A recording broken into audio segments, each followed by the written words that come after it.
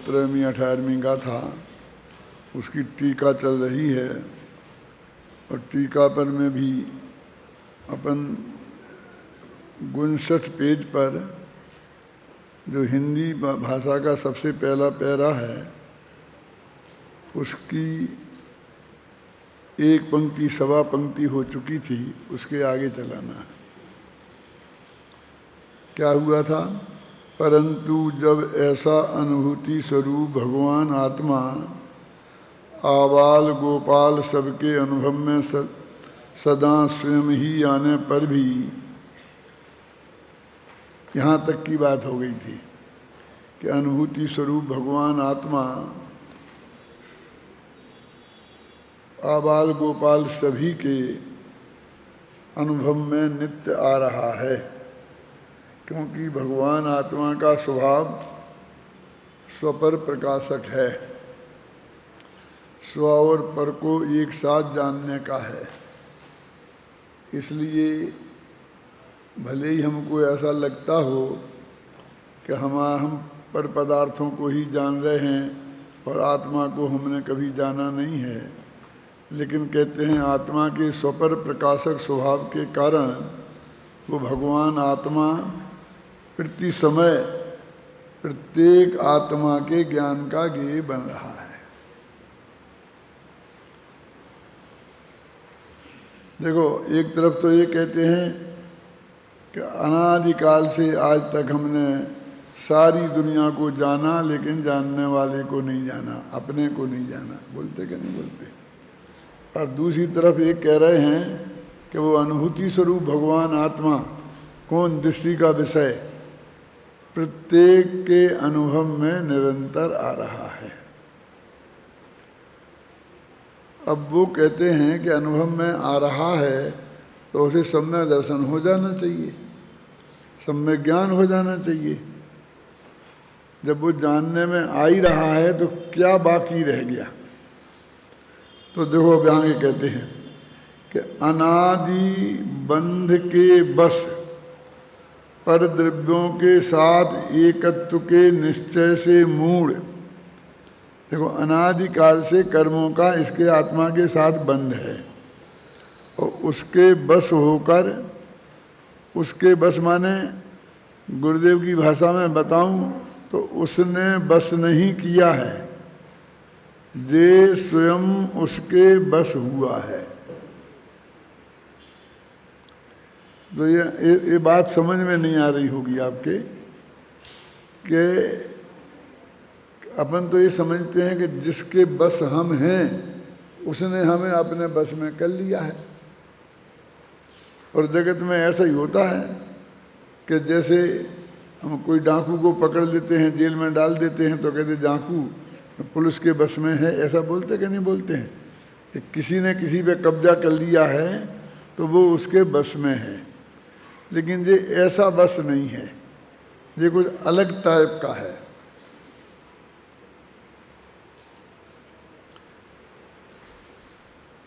एक बुढ़ी अम्मा घूंघट डाले और सड़क पर जा रही थी तो 10-5 कॉलेजी लड़कों ने उसे कोई लड़की समझकर और उसका पीछा किया। अब पीछा करते करते वो 1-2 फर्लांग उसके पीछे चले गए। जब थोड़ी देर बाद उस माँ को ये पता चला कि ये लड़के मेरा पीछा कर रहे हैं, तो उसने एकदम पलट के घूंघट खोल के लड़कों की तरफ देखा कि बेटा क्या बात है। तो 1 सेकंड में उन सब का मोह भंग हो गया और वे वहाँ से जाने लगे कि क्यों क्यों क्या क्या बात है। तो अब मैं ये कहना चाहता हूँ कि उस बुढ़ी अम्मा ने उन लड़कों को बस किया था क्या? कि लड़के अपनी ही राग के कारण, मिथ्या मान्यता के कारण उसके बस में हो गए थे, है ना। अब बस तो कहना यही है कि उसने तो कुछ किया नहीं ना इसमें। ना सही बुढ़ी अम्मा वो लड़की भी होती तो उसने क्या किया? उसका पीछा करने वाले उसके बस अपने राग के कारण हो गए ना। तो अनादिकाल से इस जीव ने पर पदार्थों के बस हो गया है जी। तो क्यों हो गया है? अपने अज्ञान के कारण, अपने मिथ्यात्व के कारण, उन पर पदार्थों में अपनेपन के कारण ये बस हो गया। ऐसा बस अंतर समझ में आ गया दोनों का। देखो, अनादि बंध के बस पर द्रव्यों के साथ एकत्व के निश्चय से मूढ़। इसकी मूढ़ता क्या, मूर्खता क्या है कि पर पदार्थों के साथ इसने अपना एकत्व स्थापित कर लिया है। और जो जितने अधिक पर पदार्थों का मालिक बनता जाता है ना, तो अपने को बहुत महान और बहुत बड़ा समझता जाता है। अब वो कहते हैं कि उतना ही बड़ा मूर्ख बनता जाता है वो, ठीक है ना। पर द्रव्यों के साथ एकत्व के निश्चय से मूढ़, इसमें तो किसी का कोई अर्थ करने की जरूरत नहीं है ना, कितना क्लियर लिखा है। और उसके बस होता है, उसके पीछे दौड़ता है, उसके पीछे सब कुछ करता है ना। अज्ञानी जनों को जो पर के साथ एकत्व के निश्चय से मूढ़ हैं, ऐसे अज्ञानी जनों को ये जो यह अनुभूति है वही मैं हूँ, वो अनुभव में तो आ रहा है ना। जो अनुभूति है माने जो भगवान आत्मा है, ये दिख रहा है ना उसे अंदर में, तो यही मैं हूँ। बस इसका नाम है आत्मज्ञान। ये उदित नहीं होता। अब बोलो करने को क्या रह गया? भगवान आत्मा का अनुभव करना है, उसे खोज करना है, उसे देखना है। अरे वो तो देखने में आ ही रहा है, वो तो खोज ही खोजाया है, उसमें कुछ करने जैसी कुछ बात है ही नहीं। बस जो वो अनुभूति आ रही है, बस यही मैं हूँ, बस इतना सा ज्ञान उदित होना है। समझे ना? ऐसा आत्मज्ञान उदित नहीं होता। और उसके वो आत्मज्ञान का उदित नहीं हुआ, उसके अभाव से अज्ञात के सिद्धांत गधे के सींग के समान है कि जिसको हमने जाना नहीं है उसका भरोसा करना, सिद्धांत करना गधे के सींग का सिद्धांत करने जैसा है। अब उसको ये पता नहीं पड़ता कि यही मैं हूँ, तो इसलिए उसका सिद्धांत भी नहीं कर सकता है। वो माने गधे के सींग के सिद्धांत के समान है, माने हो तो है ही नहीं उसका सिद्धांत। इसलिए सिद्धांत भी उदित नहीं हुआ, ज्ञान उदित नहीं हुआ, सिद्धांत नहीं हुआ। और समस्त अन्य भावों के भेद से आत्मा में निसंक स्थिर होने की असमर्थता के कारण, वहाँ सामर्थ्य था, यहाँ असमर्थता के कारण आत्मा का आचरण उदित नहीं होता, उसमें वो स्थिर नहीं होता। पर इस तरह से वो आत्मा को नहीं साध सकता है। इतनी सी बात है। माने बिल्कुल राई की ओट में पहाड़ है। इस मोक्ष मार्ग में हम कुछ भी करने का नहीं है। और हम कहते हैं हमने कितना प्रयत्न किया, लेकिन आज तक हमें सम्य दर्शन नहीं हुआ। तो टोडामल जी के शब्दों में बात करूं तो वे कहें गलत दिशा में पुरुषार्थ करे तो फिर हम क्या करें? फिर तो ये सिद्धि कैसे होने वाली थी? कैसा मैं दौड़ कितना दौड़ा, लेकिन विपरीत दिशा में दौड़ा तो और दूर होता जाएगा, उसके नज़दीक तो पहुंचेगा नहीं। जाना है दिल्ली और कोटा की तरफ दौड़े तो दिल्ली दूर होती जाएगी कि नहीं होती जाएगी? अपन को लोक में भी ऐसा है ना, ये हॉल की सब बिजली आ रही है, पंखे चल रहे हैं, अब एकदम सब लाइट चली गई। तो चली गई मैंने कहाँ चली गई? देखो, एक पावर हाउस है ना, माने लाइट का पूरा घर भरा हुआ है। हाउस माने घर, और पावर माने ये लाइट, तो लाइट से भरा लबालब भरा है। और ये जो यहाँ पर लट्टू लग रहे हैं, ये पंखा चल रहे हैं, इनमें जलने की और चलने की पूरी योग्यता है। ना इनमें कोई कमी है और ना बिजली घर में पावर की कोई कमी है। अब ये सारी लाइट चली गई कि क्या चली गई कि जो कोई तार है ना जो, तो उसमें आड़े बाल के बराबर दूरी आ गई है, बस कुछ नहीं हुआ है। क्या कहीं गई नहीं है ये लाइट?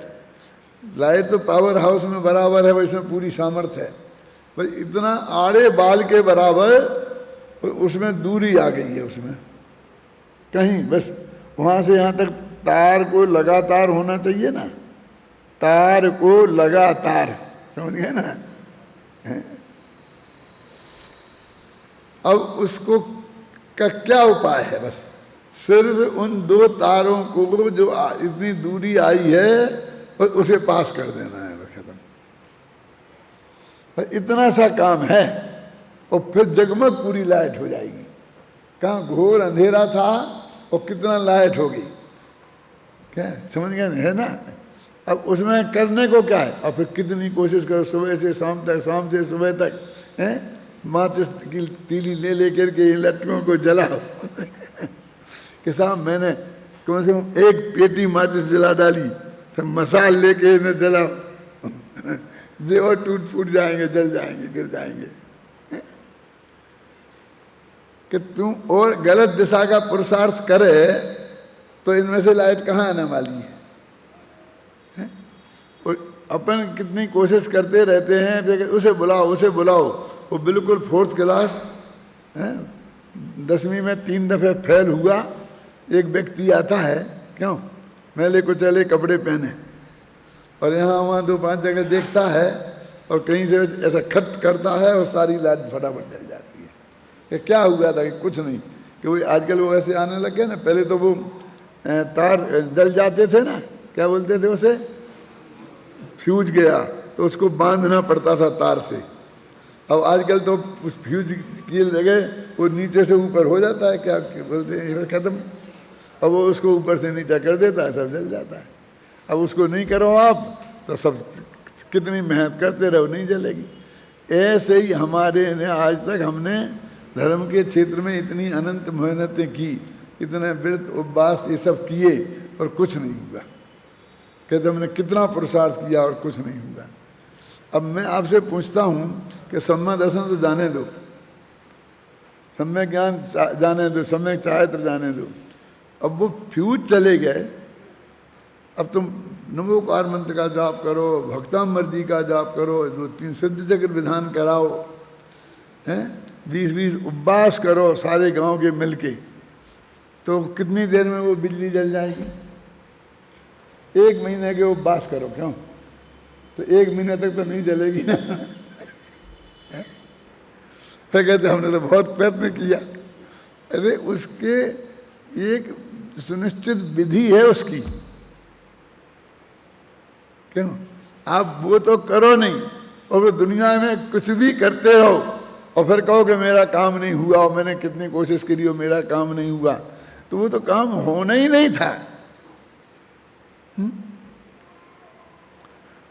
अब बस इतना सा ये बिजली का तार है यहाँ पर, बस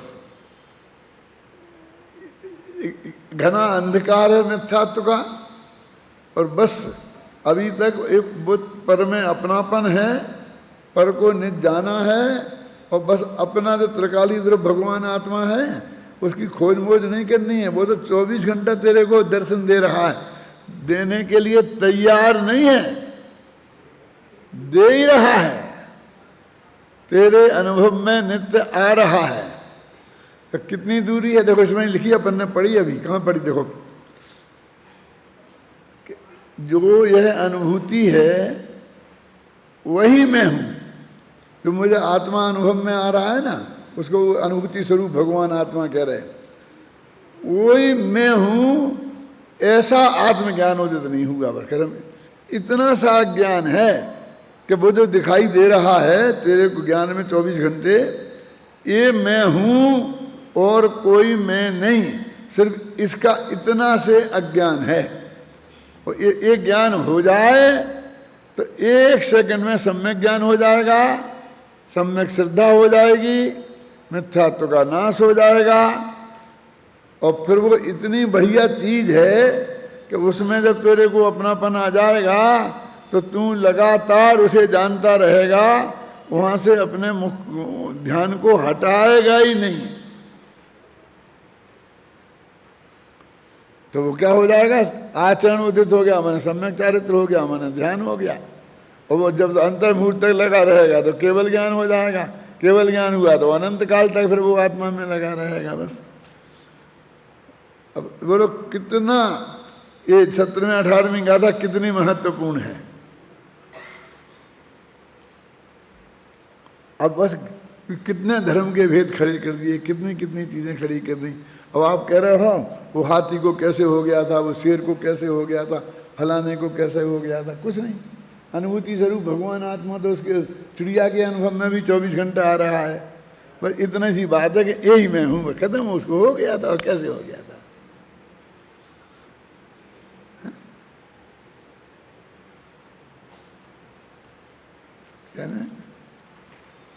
अब ये बात कहो किसी के भी सामने तो गले ही नहीं उतरती है।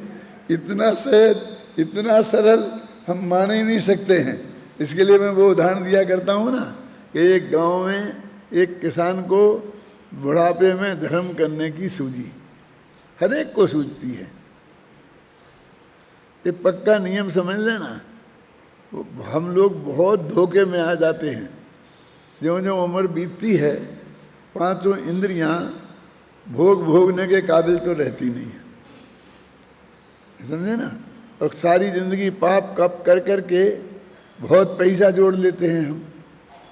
अब जोड़ने के बाद फिर जिनके लिए जोड़ते हैं, जब वे आँख बदलने लगते हैं, बदलते ही हैं, कोई के ना बदलें तो भी लाख में एक आध का ऐसा होता होगा। हम किसी को सबको चेंज नहीं करना चाहते हैं, क्यों कि इतना रास्ता बचाए रखना चाहते हैं कि एक विधवा एकदम गुस्से में गालियां दे रही थी कि इन पंचों की दाढ़ी में आग लग जाए, ये इतना तक नहीं करते हैं, इतना ही तक नहीं करते। बुंदेलखंड की भाषा है। ऐसा ये वाक्य जो मैंने बोला, ये सैकड़ों विधवाओं को बुंदेलखंड में बुढ़ी अम्माओं को कहते हुए सुन लेंगे आप, क्या कि इन पंचों की दाढ़ी में आग लग जाए।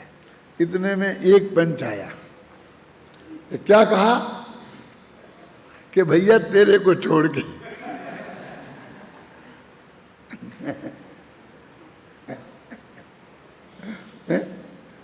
जो आए उससे कहे तेरे को छोड़ के, तो ऐसे ही मैं छोड़ रहा हूं एक को। कि कोई ये नहीं कहा क्या कह रहे हम तो अपने बाप के ऐसे भगत हैं, तो उसको भी तेरे से थोड़ी क्या, तेरे को छोड़ के बात कर।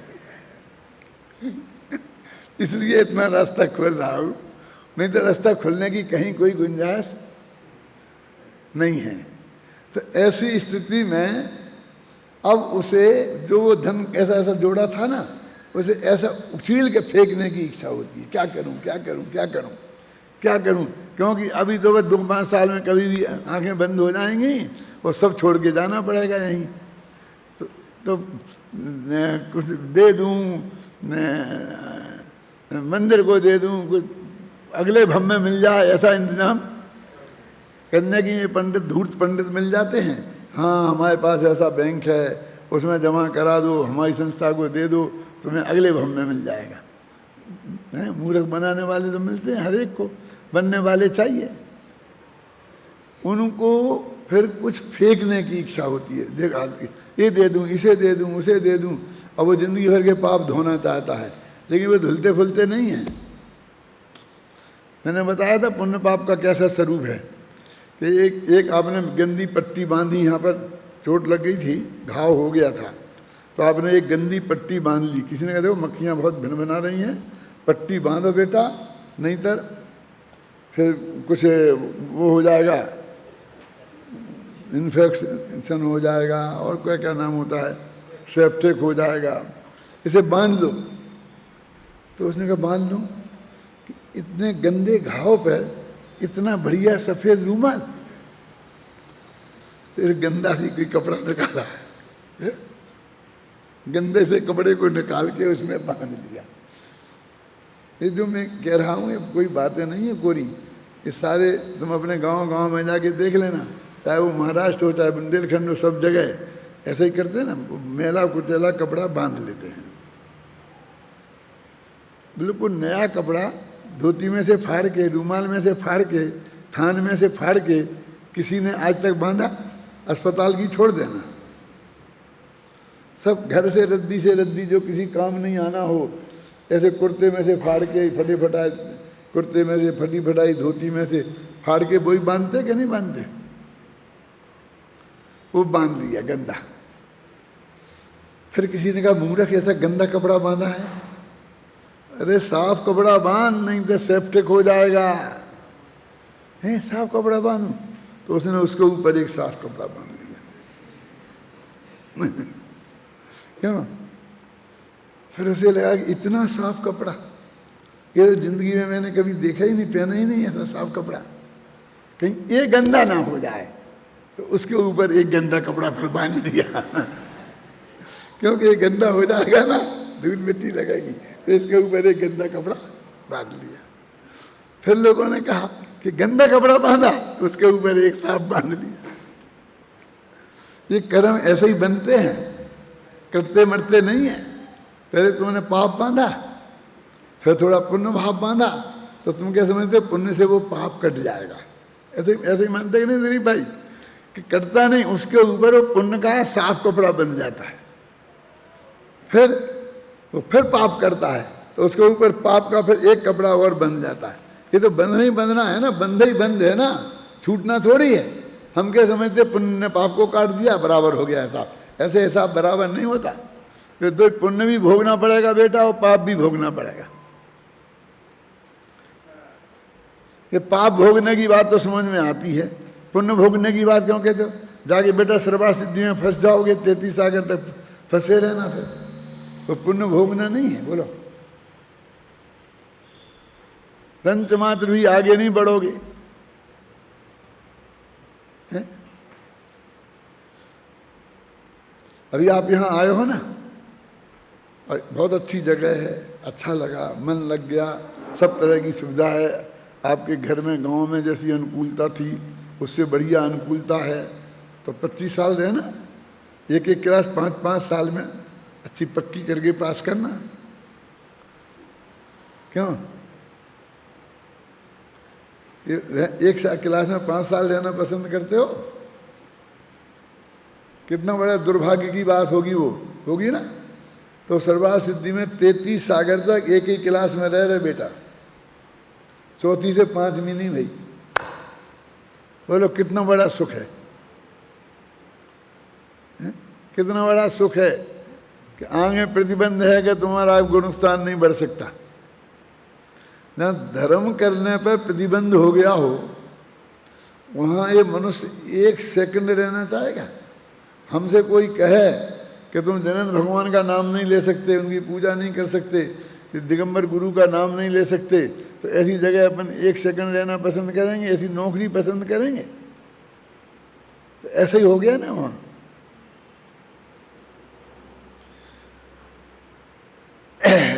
वो ये कहते हैं देखो, राई की ओट में पहाड़ है,